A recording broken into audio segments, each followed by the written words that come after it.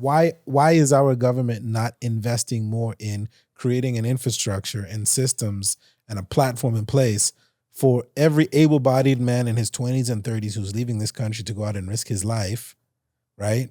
Who's making the intelligent choice to go and do that? Why are we not providing opportunities for them here where we could leverage that same willingness to work, that same willingness to take a chance and do something that could actually benefit this nation, benefit its people, benefit the economy? So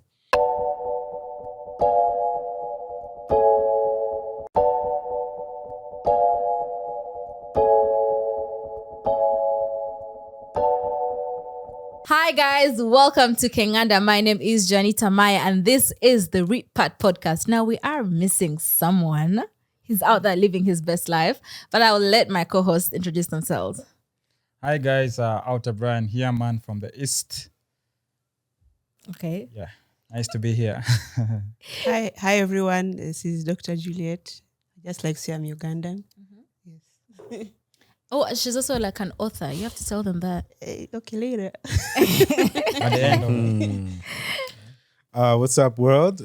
Master Gabs here. Happy to be back here, and I'm feeling a lot of responsibility sitting in a big man's chair. Yes, Right now. with the headsets on. Hopefully, I can swing the bat properly. And We'll see. you know. Okay, guys, so there's this article going around. It's from Reuters, and it's saying the Africans fighting on Russia's front line in Ukraine. So the summary is there are some Africans fighting for Russia in the Russia-Ukraine war. Now, guys, what do you think about this? What do you think about some Africans, joining in on this fight between the two countries?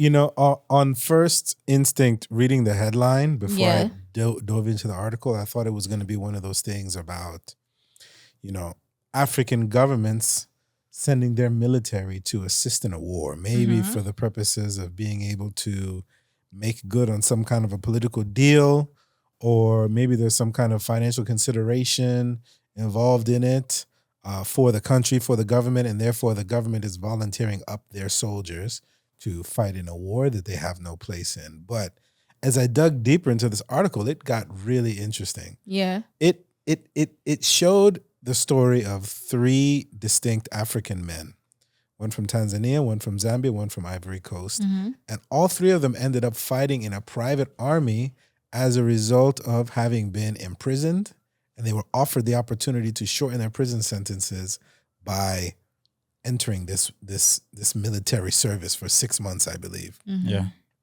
So now thinking about it in that context, I'm like, wow, this is crazy. First of all, I didn't know that there were so many Africans. I think the number is 35,000 Africans that are enrolled in universities in Russia. First of all, I didn't know that the population of Africans enrolled in schools in Russia was that deep. Yeah. But when you dig a layer deeper to think about it from the context of, okay, you're a young man in a foreign land trying to figure out how things work. A lot of the time there's a language barrier that prevents you from being able to be as street smart as you would be if you were in your home territory. Yeah. I feel like a lot of these guys are taken advantage of. They end up in situations where they're jailed for petty crime, small offenses related to drug trafficking, being drug couriers and things of that nature. And then when they enter this, Russian legal system, the hammer comes down on them hard and heavy. And they end up with no choice but to volunteer themselves to try and shorten their prison sentences. So I think to a degree there's like it feels like predatory in a real way. Yeah. I think the private military is taking full advantage of the fact that these men are vulnerable. And looking at somebody, for example, in the case of the first man whose name appears in the article, he was sentenced to 7.5 years in prison of hard time.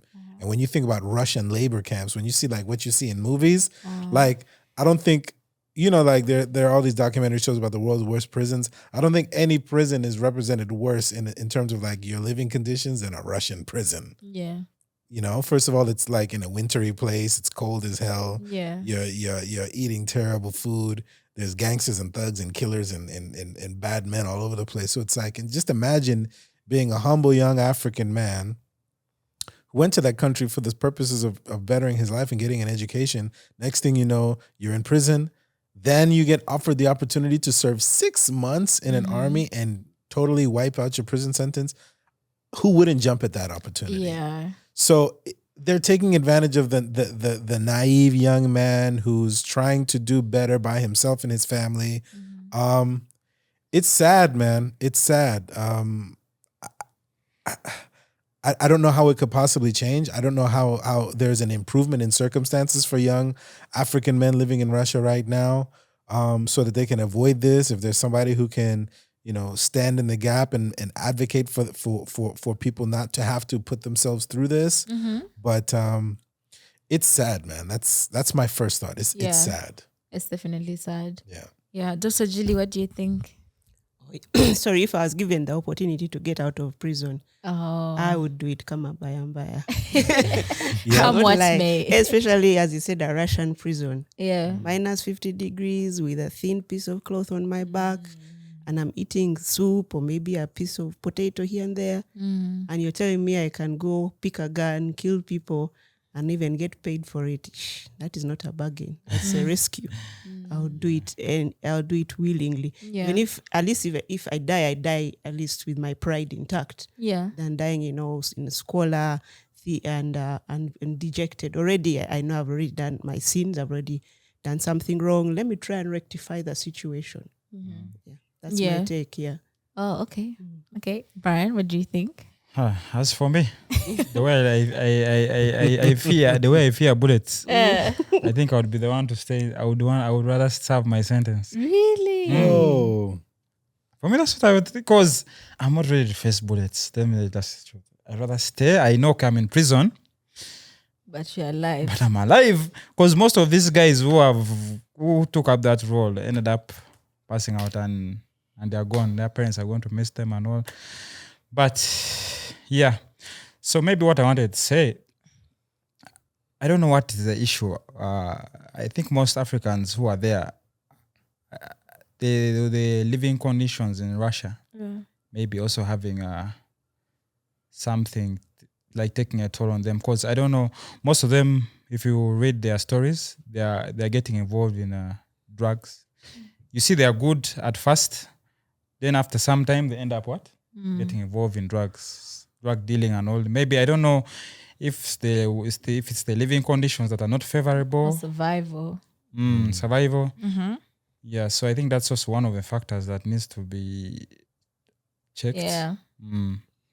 But Okay. other than that, it's a sad story. The way I think there was one person who ended up surviving. Then the rest perished. Right. And That's just sad. You know what? I'll take a different perspective because y'all want to come on here and be peacemakers and be kumbaya and be all cute and nice.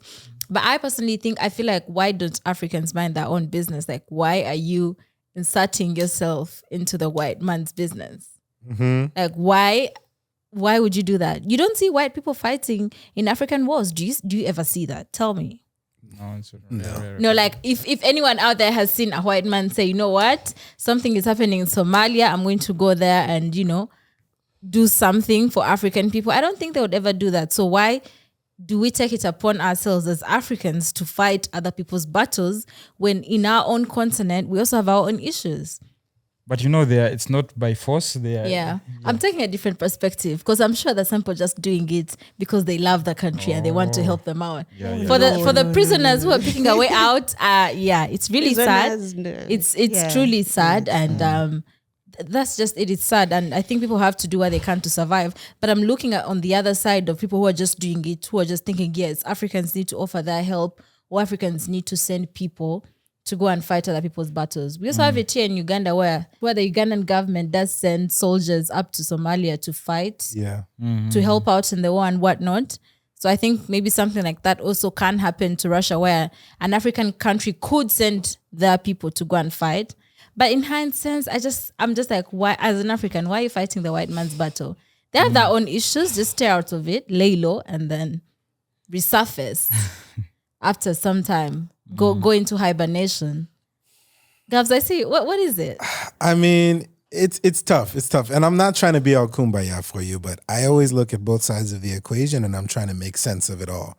So in the context of Africans fighting other people's battles, right? One of the things that always pops out to me most glaringly is this whole issue of let's export men to go and be security guards Yeah. for like American private contractors in Somalia, in Iraq, in Afghanistan, and places like that. I actually have a cousin who spent 4 or 5 years in Iraq doing that job, Yeah. came back, got married, had a family. He was like, yo, I'm not doing well enough for my family over here.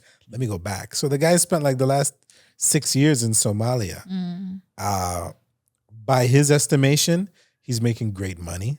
Okay. He's able to buy land and build a home and support his family and things of that nature. And he's able to sustain a livelihood that he wouldn't be able to were he here based in Uganda.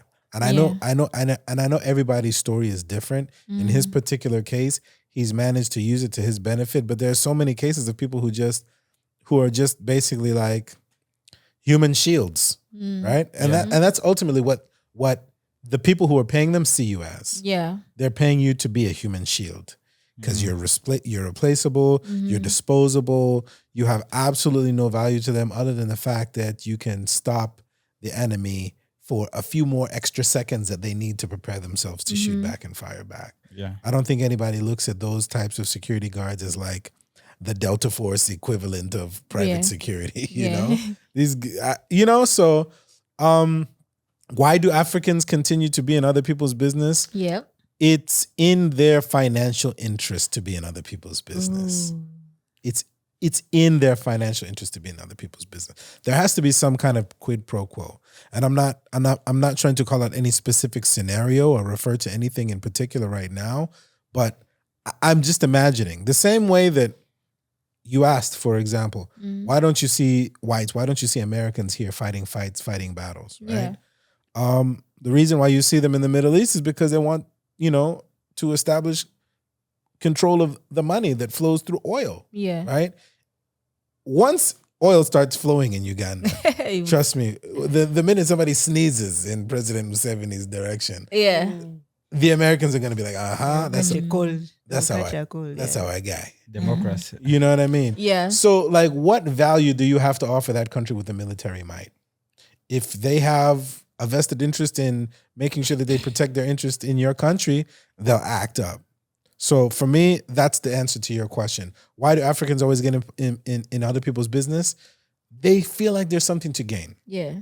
I, as an individual, have the right to sign up for a private security job and go to the Middle East.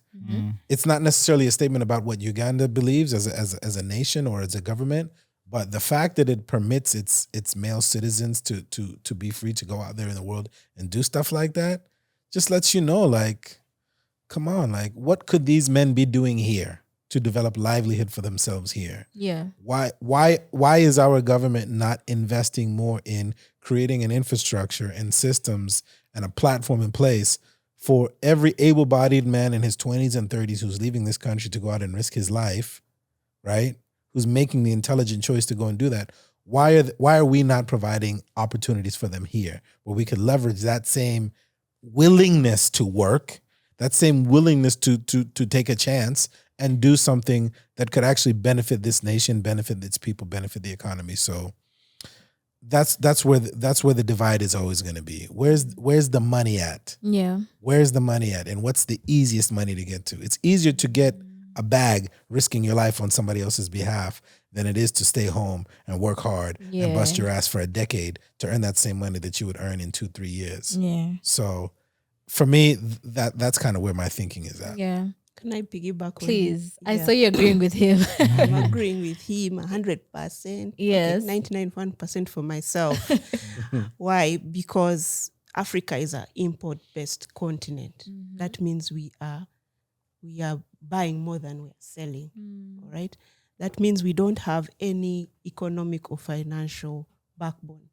Everything is up to the US dollar. That's why you can see even when Ruto said, let's change. Why do we have to trade US dollar within Africa? Europe came out and US came out and said you must trade, because it's sad to see we need the US dollar to trade in Tanzania, to trade in South Sudan, to trade in Somalia. Why can't we be using our own currencies? Yeah. And that way we develop our economy, our financial backbone. But the bottom line is African governments financially have no bite in what they say. That presidents can say everything they want, but if you do not have money to plan for your future, then the future is going to do whatever it wants to do to survive.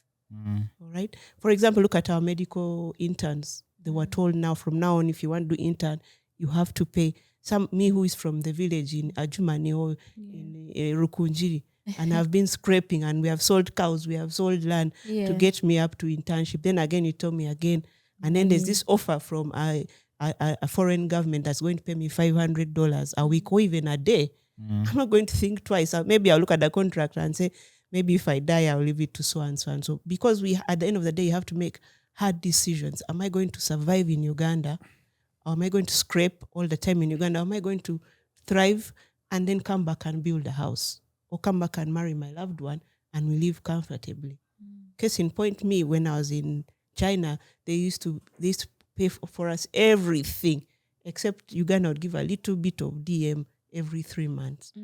But the money I had helped me to travel, helped me to buy this equipment for my graphics design, helped me to even just, come back home. And I came back during COVID, but I didn't suffer for 2 years because I had saved some of that pocket money that this foreign government gave me. Yeah. Yet our Uganda government, they will not give you anything.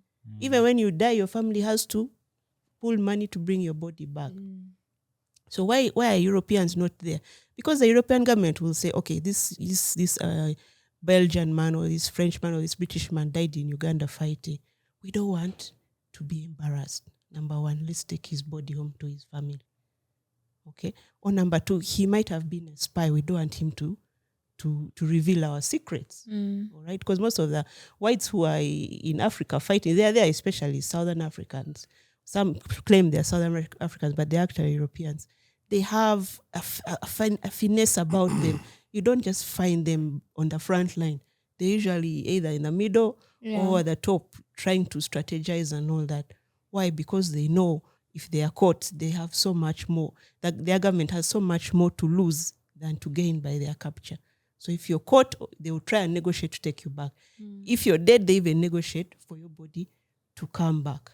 All right. So there are many cases like that. Yeah, I like that. Brian, do you have anything you'd like to add? Basically, it's just opportunity. Where opportunity presents itself, people will have to take it up. Yeah. If there is, if they are saying that is what they are going to benefit, if the Africans are saying that they're going to benefit from participating in the war, then they will have to take it up. Yeah, and as compared to just being home doing nothing. Yeah, so it's more like that. Yeah, I like Dr. Julie's point about the government having no bite, because in the end, if African governments stood together and like, no, our people can't be in this war, can't be fighting like this, then I don't think they would be there in the first place anyway. Because I think when the war happened and then like they had to get Africans out, there was also an issue with that. Like most Ukraine, governments didn't actually help out with that. So yeah, in the end, it's just like, what can one do? Yeah, I feel like you have a whole lot of tolerance for bad treatment. Africans tolerate bad treatment everywhere you go for the sake of maintaining economic relationships, right? So you have this whole Russian-African friendship that's been going on for donkey years now, right? Yeah. They referred to that in the article as well, where, the Russians didn't have the perceived, let's call it a black stain on their record, because Russians never tried to colonize Africa. So whereas, the Anglophones and the Francophone nations have a history of trying to colonize Africa, the Russians never did that. So Africans looked at Russians through a different lens. But now in 2023, when you go there to Russia, you see Africans living and being treated like trash. You see Africans suffering and struggling, being imprisoned and incarcerated at unfair rates. And where's the Ugandan embassy in this? Where's the Ugandan ambassador in this? Where's the diplomacy that jumps into the mix, so that I can say, for example, let me argue on behalf of my Ugandan countrymen or my African countrymen, so that they don't, suffer the same fate that everybody else is. So I feel like there's a lot of risk that's not worth it, and people justify it by making it about an economic thing, but it's never worth it. So I want to give a shout out to all of my African brothers and sisters out there who are going to places in Europe, United States. If you're going abroad to study, period, right? Yeah. As much as you study the university that you're going to, study the laws of that country that you're going to. Yeah. Because if you go to a country and you are unaware as to how quickly, and I'm talking about quickly, in the snap of a finger, your life can end by a stupid mistake, a dumb, idiotic mistake. I'm talking about, I've seen stories and I've heard tales upon tales upon tales. Yeah. One day I'll share those with you, like firsthand stories of like Ugandans who've gone to the United States and ended up in prison for dumb stuff that they never even expected to happen to them because I'm a good boy, right? So it happens like that. And I can just imagine how much worse it is in Russia. So just be careful and be mindful of the risk that you put yourself in when you're out there hustling, struggling, working hard. We know everybody has to do what you need to do in order to be able to make ends meet, but don't end up another story in one of these articles like these guys here. Yeah. Okay, guys, we'll say it. I feel like that's the... On top of knowing the laws of the country that you're in, even know the unwritten laws. There are some, there are some, those laws that you don't know are laws, but they are laws. And then finally, join an African or Ugandan community, because that way you can, if you get lost or you disappear, people will look for you. But there are some people who go there like lone rangers, Schwarzenegger, Rambo, and they whole different life. Yeah, they die or they are killed, and no one will ever trace them. Right, so much as we are all looking for that almighty dollar, let us know that we come from a community, and in a way we should keep around. That doesn't mean you have to be 24/7 there, but at least know your community and know those subtle laws. For example, many Ugandans are in Asia or in prison just because they overstayed their visit, and those Asian police are dying to get you, so that every day they make money out of it. Every day you stay in prison, they're making money. The prison, the police, the whole system is making money out of you. So small things, even before you enter a country, ask about it. Yeah. Ask where the embassy is. I've seen many Ugandans running to the embassy, the consulate, and they say, we didn't even know this embassy was here. And they've been there for 10 years. Wow. Whose fault is that? Yeah. Be wise. Be wise. And don't engage in illegal activities, because trust me, they will get you. Yeah. Here in your African countries where you can play around. If they get you, you can even bribe your way out. But those guys don't tolerate any nonsense. Once they get you, they put you in. So don't get just a source of income as well. Look for money the right way. Don't engage in illegal activities. That's right. You're not in any illegal activities? Even if I was, as long as I'm here, I'm safe. At least I'm safe. Okay. Right. So the where they could find you. Yeah, find me on Instagram, Twitter, everywhere. Outer Brand OUTA. You can check out my content. Yeah. Dr. Julie. Find me on Instagram as well as Twitter. You know on Instagram? Yes, I'm now on Instagram. I have to find out. Dr. Julie, I think 2022. Yeah. Yes, and then still I'm on Twitter. No Facebook. Yeah. I left Facebook. Do you have some of your content? Yes, I have some of my content. I'll have to check it out. Some of my designs. Yeah, she has an amazing book. You can catch me at Master Gabs on Instagram, Twitter. Allergic to Average Podcast is live on YouTube, A2A_podcast. Check us out. Okay. And guys, if you have any links or anything that you'd like to share with us, email us at teamkenganda@gmail.com. You can also follow our social media pages at Kenganda Nation on all platforms.